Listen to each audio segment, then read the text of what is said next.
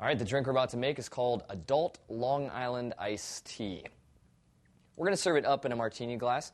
Let's go ahead and put some water and ice in there and let it sit while you're making your drink. That'll get it nice and chilled. Okay, fill up your mixing glass with ice and measure out a half an ounce of gin.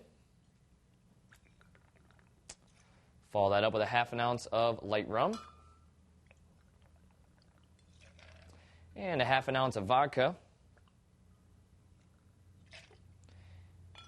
Half an ounce of triple sec. And just give it a splash of cola just for color.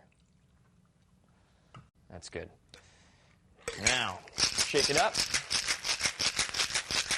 Since we only have a little bit of the cola in there, you don't have to worry about the carbonation. Should be fine. Dump out your ice water and go ahead and strain it in. There we go. And we'll garnish that with a lemon. All right, and that's all there is to it. Bottoms up.